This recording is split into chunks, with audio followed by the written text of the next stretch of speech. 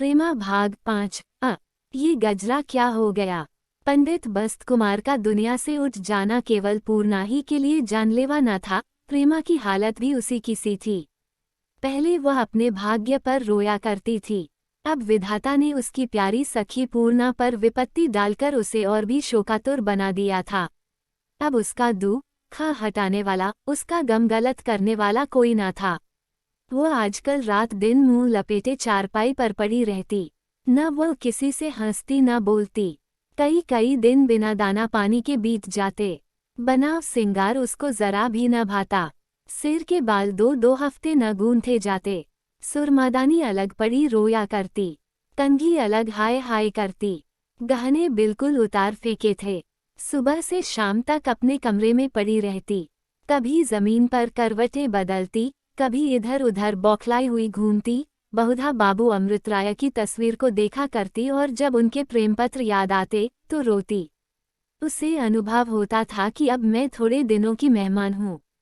पहले 2 महीने तक तो पूर्णा का ब्राह्मणों को खिलाने पिलाने और पति के मृतक संस्कार से सांस लेने का अवकाश न मिला कि प्रेमा के घर जाती। इसके बाद भी 2-3 महीने तक वह घर से बाहर न निकल। उसका जी ऐसा बुझ गया था कि कोई काम अच्छा न लगता।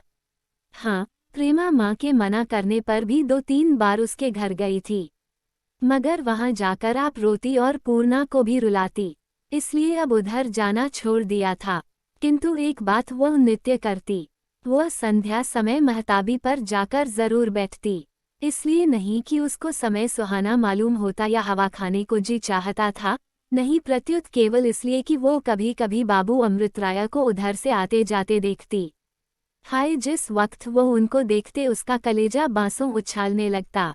जी चाहता कि कूद पड़ूं और उनके कदमों पर अपनी जान निछावर कर दूं। जब तक वह दिखाई देते अकटकी बांधे उनको देखा करती। जब वह आंखों से ओझल हो जाते तब उसके कलेजे में एक हुक उठती, आपे की कुछ सुधी न रहती। इसी तरह कई महीने बीत गए। एक दिन वह सदा की भांति अपने कमरे में लेटी हुई बदल रही थी कि पूर्णा आई। इस समय उसको देखकर ऐसा ज्ञात होता था कि वो किसी प्रबल रोग से उठी है। चेहरा पीला पड़ गया था, जैसे कोई फूल मुरझा गया हो। उसके कपोल, जो कभी गुलाब की तरह खिले हुए थे, अब कुम्हला गए थे। वे मृगी की सी आंखें जिनमें किसी समय समय जवानी का मतवालापन और प्रेमी का रस भरा हुआ था, अंदर घुसी हुई थी। सिर के बाल कंधों पर इधर उधर बिखरे हुए थे, गहने पाते का नाम ना था। केवल एक नैन सुख की साड़ी बदन पर पड़ी हुई थी। उसको देखते ही प्रेमा दौड़कर उसके गले से चिपट गई और लाकर अपनी चारपाई पर बिठा दिया। कई मिनट तक दोनों सखियां एक दूसरे के मुंह को ताकती रहीं। दोनों के दिल में ख्यालों का दरिया उमड़ा हुआ था, मगर जबान किसी की न खुलती थी। आखिर पूर्णा ने कहा, आजकल जी अच्छा नहीं है क्या? गलकर कांटा गई हो? प्रेमा ने मुस्कुराने की चेष्टा करके कहा, नहीं सखी, मैं बहुत अच्छी तरह हूँ। तुम तो कुशल से रही। पूर्णा की आंखों में आंसू दबदबा आए। बोली, मेरा कुशल आनंद क्या पूछती हो सखी, आनंद तो मेरे लिए सपना हो गया। 5 महीने से अधिक हो गए, मगर अब तक मेरी आंखें नहीं झपकी। जान पड़ता है कि नींद आंसू होकर बह गई। प्रेमा, ईश्वर जानता है सखी, मेरा भी तो यही हाल है। हमारी तुम्हारी एक ही गत है। अगर तुम ब्याही विधवा हो तो मैं कुंवारी विधवा हूँ। सच कहती हूँ सखी, मैंने ठान लिया है कि अब परमार्थ के कामों में ही जीवन व्यतीत करूँगा। पूर्णा, कैसी बातें करती हो प्यारी, मेरा और तुम्हारा क्या जोड़ा। जितना सुख भोगना मेरे भाग में बदा था भोग चुकी, मगर तुम अपने को क्यों भुलाए डालती हो। सच मानो सखी, बाबू अमृतराय की दशा भी तुम्हारी ही सी है। वे आजकल बहुत मलिन दिखाई देते हैं। जब कभी इधर की बात चलती हूँ तो जाने का नाम ही नहीं लेते। मैंने एक दिन देखा, वह तुम्हारा काढ़ा हुआ रुमाल लिए हुए थे। यह बातें सुनकर प्रेमा का चेहरा खिल गया, मारे हर्ष के आंखें जगमगाने लगी। पूर्णा का हाथ अपने हाथों में लेकर और उसकी आंखों से आंखें मिलाकर बोली, सखी, इधर की और क्या क्या बातें आई थीं। पूर्णा मुस्कराकर, अब क्या सब आज ही सुन लोगी? अभी तो कल ही मैंने पूछा कि आप ब्याह कब करेंगे, तो बोले जब तुम चाहो। मैं बहुत लजा गई। प्रेमा, सखी, तुम बड़ी ढीठ हो। क्या तुमको उनके सामने निकलते बैठते लाज नहीं आती? पूर्णा, लाज क्यों आती, मगर बिना सामने आए काम तो नहीं चलता। और सखी, उनसे क्या पर्दा करूं? उन्होंने मुझ पर जो जो अनुग्रह किए हैं, उनसे मैं कभी उऋण नहीं हो सकती। पहले ही दिन जबकि मुझ पर वह विपत्ति पड़ी, रात को मेरे यहाँ चोरी हो गई। जो कुछ असबाबा था, पापियों ने मूस लिया। उस समय मेरे पास एक कौड़ी भी न थी। मैं बड़े फेर में पड़ी हुई थी कि अब क्या करूं। जिधर आंख उठाती, अंधेरा दिखाई देता। उसके तीसरे दिन बाबू अमृत राया आए। ईश्वर करे वो युग युग जिए। उन्होंने बिल्लों की तनख्वाह बांध दी और मेरे साथ भी बहुत सलूक किया। अगर वह उस वक्त आड़े न आते, तो गहने पाते अब तक कभी के बिक गए होते। सोचती हूँ कि वह इतने बड़े आदमी होकर मुझ भिखारिनी के दरवाजे पर आते हैं, तो उनसे क्या पर्दा करूं? और दुनिया ऐसी है कि इतना भी नहीं देख सकती।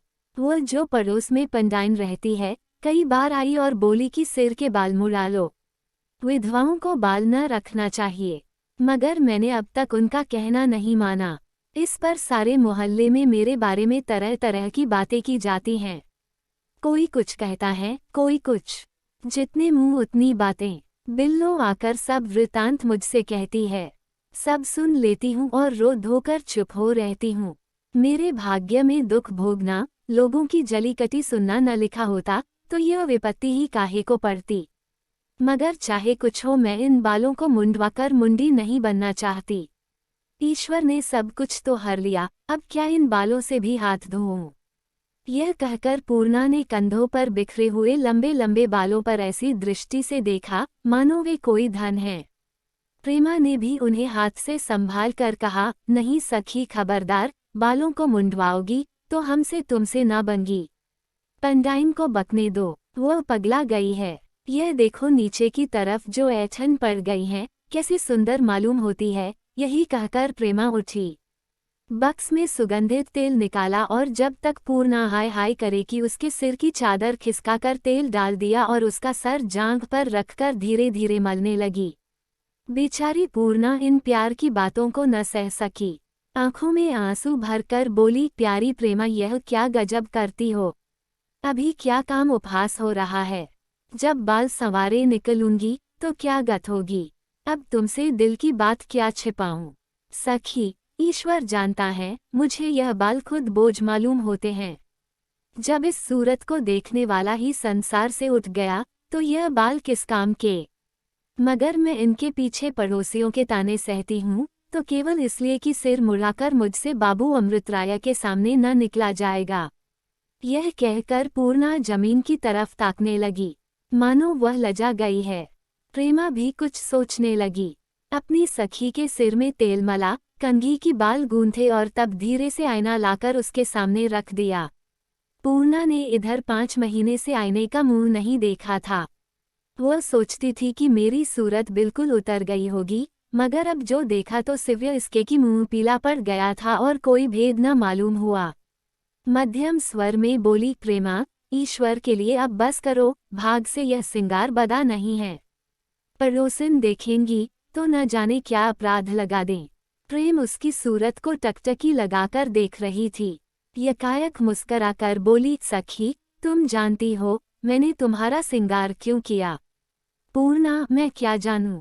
तुम्हारा जी चाहता होगा। प्रेमा, इसलिए कि तुम उनके सामने इसी तरह जाओ। पूर्णा, तुम बड़ी खोटी हो। भला मैं उनके सामने इस तरह कैसे जाऊंगी? वह देखकर दिल में क्या क्या कहेंगे।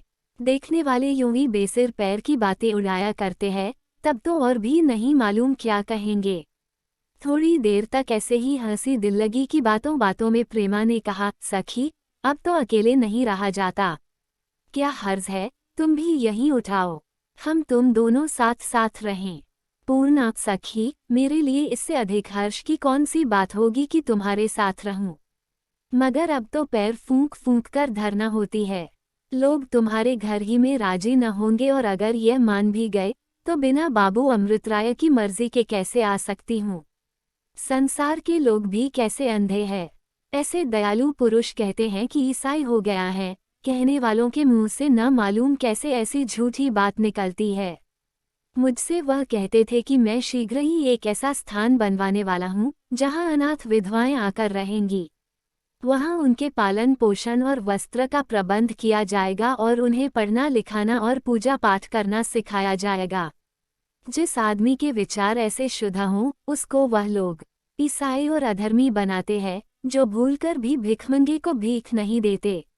ऐसा अंधेर है। प्रेमा बहन, संसार का यही है। हाय, अगर वो मुझे अपनी लौड़ी बना लेते तो भी मेरा जीवन सफल हो जाता। ऐसे उदारचित दाता की चेरी बनना भी कोई बड़ाई की बात है। पूर्णा, तुम उनकी चेरी काहे को बनेगी? काहे को बनेगी? वह तो आप तुम्हारे सेवक बनने के लिए तैयार बैठे हैं। तुम्हारे लालाजी ही नहीं मानते। विश्वास मानो, यदि तुमसे उनका ब्याह न हुआ तो कुंवारे ही रहेंगे। प्रेमा, यहाँ यही ठान ली है कि चेरी बनूंगी तो उन्हीं की। कुछ देर तक तो यही बातें हुई। जब सूर्य अस्त होने लगा तो प्रेमा ने कहा, चलो सखी, तुमको बगीचे की सैर करा लावें। जब से तुम्हारा आना जाना छूटा तब से मैं उधर भूलकर भी नहीं गई। पूर्णा, मेरे बाल खोल दो तो चलूं, तुम्हारी भावज देखेगी तो ताना मारेगी। प्रेमा, उनके ताने का क्या डर, वह तो हवा से उलझा करती हैं। दोनों सखियां उठी और हाथ दिए कोठे से उतारकर फुलवारी में आई। यह एक छो बगिया थी जिसमें भांति भांति के फूल खिल रहे थे। प्रेमा को फूलों से बहुत प्रेम था। उसी के अपने दिल बहलाव के लिए बगीचा था। एक माली इसी की देखभाल के लिए नौकर था। बाग के बीचों बीच एक गोल चबूतरा बना हुआ था। दोनों सखियां इस चबूतेरे पर बैठ गई। इनको देखते ही माली बहुत सी कलियां एक साफ तरल कपड़े में लपेट कर लाया। प्रेमा ने उनको पूर्णा को देना चाहा, मगर उसने बहुत उदास होकर कहा, बहन, मुझे क्षमा करो, इनकी बुबास तुमको मुबारक हो। सुहाग के साथ मैंने फूल भी त्याग दिए। हाय, जिस दिन वह कालरूपी नदी में नहाने गए हैं, उस दिन ऐसे ही कलियों का हार बनाया था। रोकर वह हार धरा का गया। तब से मैंने फूलों को हाथ नहीं लगाया। यह कहते कहते वह यकायक चौंक पड़ी और बोली, सखी, अब मैं जाऊंगी। आज इतवार का दिन है, बाबू साहब आते होंगे। प्रेमा ने रोनी हंसकर कहा, नहीं सखी, अभी उनके आने में आधे घंटे की देर है। मुझे इस समय का ऐसा ठीक परिचय मिल गया है कि अगर कोठरी में बंद कर दो तो भी शायद गलती न करूं। सखी कहते लाज आती है। मैं घंटों बैठकर झरोखे से उनकी राह देखा करती हूँ। चंचल चित्त को बहुत समझती हूँ, पर मानता ही नहीं।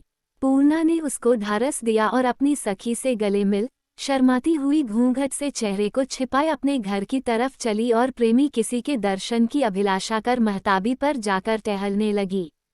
पूर्णा के मकान पर पहुंचे ठीक आधी घड़ी हुई थी कि बाबू अमृतराया बाइसिकल पर फर फर करते आ पहुंचे। आज उन्होंने अंग्रेजी बाने की जगह बंगाली बाना धारण किया था, जो उन पर खूब सजता था। उनको देखकर कोई यह नहीं कह सकता था कि यह राजकुमार नहीं है। बाजारों में जब निकलाते तो सबकी आंखें उन्हीं की तरफ उठती थीं। रीति के विरुद्ध आज उनकी दाहिनी कलाई पर एक बहुत ही सुगंधित मनोहर बेल का हार लिपटा हुआ था, जिससे सुगंध उड़ रही थी और इस सुगंध से लेवेंडर की खुशबू मिलकर मानो सोने में सुहागा हो गया था।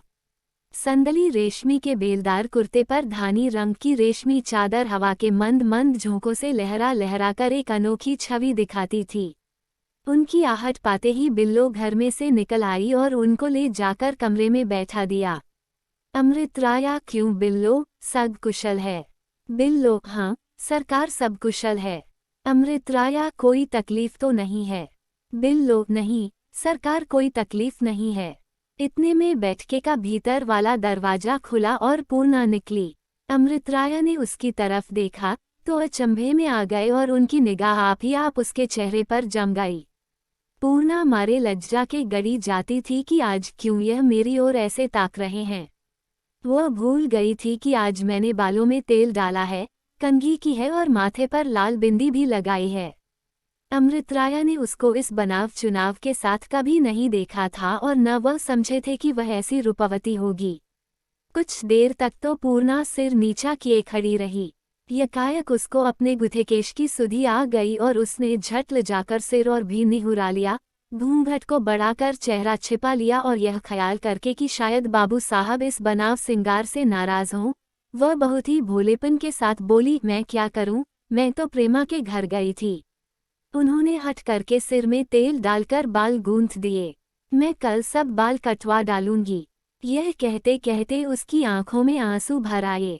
उसके बनाव सिंगार ने अमृत राया पर पहले ही जादू चलाया था, अब इस भोलेपन ने और लुभा लिया। जवाब दिया, नहीं नहीं, तुम्हें कसम है, ऐसा हरगिज न करना। मैं बहुत खुश हूं कि तुम्हारी सखी ने तुम्हारे ऊपर यह कृपा की। अगर वह यहाँ इस समय होती तो इसके निहोरे में मैं उनको धन्यवाद देता। पूर्णा पढ़ी लिखी औरत थी, इस इशारे को समझ गई और झटपट गर्दन नीचे कर ली। बाबू अमृत राया दिल में डर रहे थे कि कहीं इस छेड़ पर यह देवी रुष्ट न हो जाए, नहीं तो फिर मनाना कठिन हो जाएगा।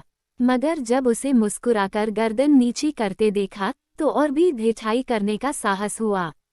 बोली, मैं तो समझता था प्रेमा मुझे भूल होगी, मगर मालूम होता है कि अभी तक मुझ पर कुछ कुछ स्नेह बाकी है। अब की पूर्णा ने गर्दन उठाए और अमृत राया के चेहरे पर आंखें जमाकर बोली, जैसे कोई वकील किसी दुखियारे के लिए न्यायाधीश से अपील करता हो, बाबू साहब, आपका केवल इतना समझना कि प्रेमा आपको भूल गई होगी, उन पर बड़ा भारी आपेक्ष है। प्रेमा का प्रेम आपके निमित्त सच्चा है। आज उनकी दशा देखकर मैं अपनी विपत्ति भूल गई। वह गलकर आधी हो गई है। महीनों से खाना पीना नामात्र है। सारे दिन अपनी कोठरी में पड़े पड़े रोया करती है। घर वाले लाख लाख समझाते हैं, मगर नहीं मानती।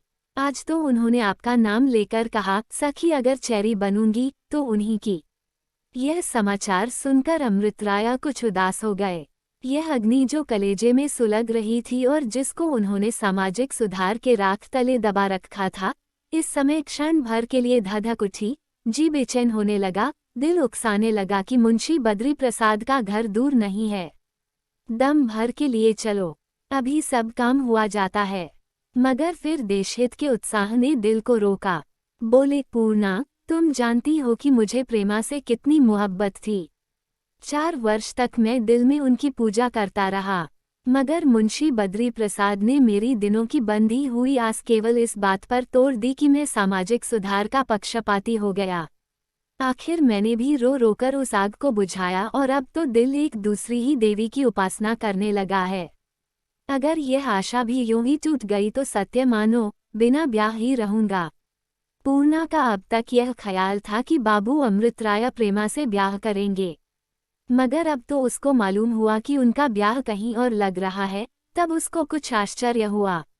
दिल से बातें करने लगी, प्यारी प्रेमा, क्या तेरी प्रीति का ऐसा दुखदायी परिणाम होगा?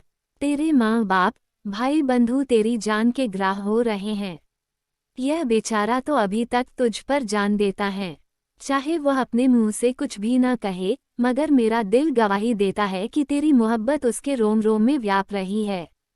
मगर जब तेरे मिलने की कोई आशा ही न हो तो बेचारी क्या करे, मजबूर होकर कहीं और ब्याह करेगा। इसमें उसका क्या दोष है?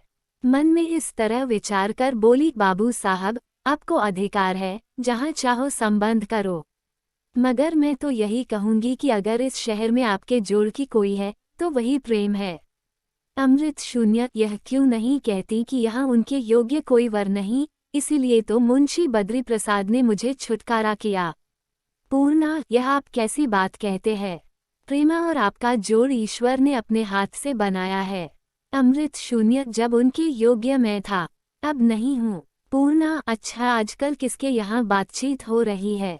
अमृत शून्य मुस्कराकर, नाम अभी नहीं बताऊंगा।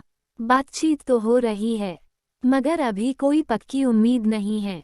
पूर्णा, वह ऐसा भी कहीं हो सकता है। यहाँ ऐसा कौन रईस है जो आपसे नाता करने में अपनी बड़ाई न समझता हो? अमृत शून्य, नहीं, कुछ बात ही ऐसी आ पड़ी है।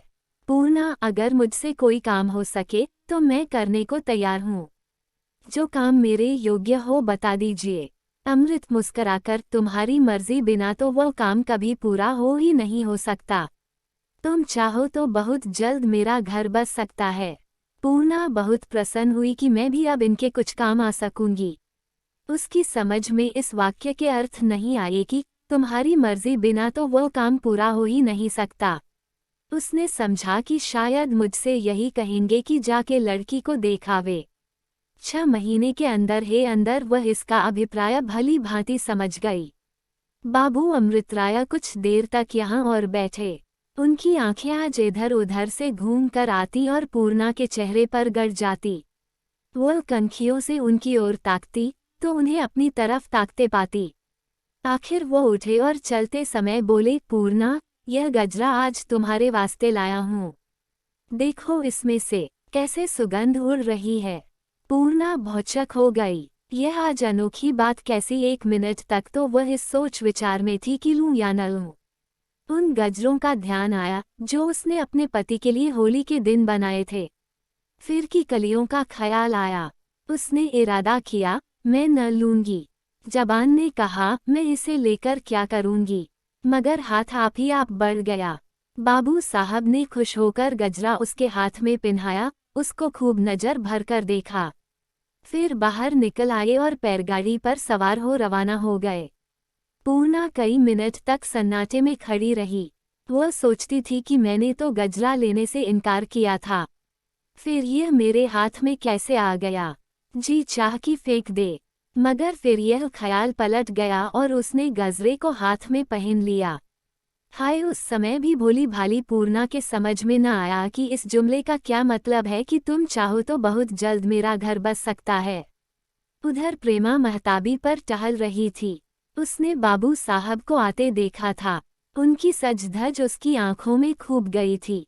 उसने उन्हें कभी इस बनाव के साथ नहीं देखा था। वह सोच रही थी कि आज इनके हाथ में गजरा क्यों है। उसकी आंखें पूर्णा के घर की तरफ लगी हुई थीं। उसका जी झुंझलाता था कि वह आज इतनी देर क्यों लगा रहे हैं। एकाएक बैलगाड़ी दिखाई दी। उसने फिर बाबू साहब को देखा। चेहरा खिला हुआ था। कलाइयों पर नजर पड़ी गई। हाय, वह गजरा क्या हो गया।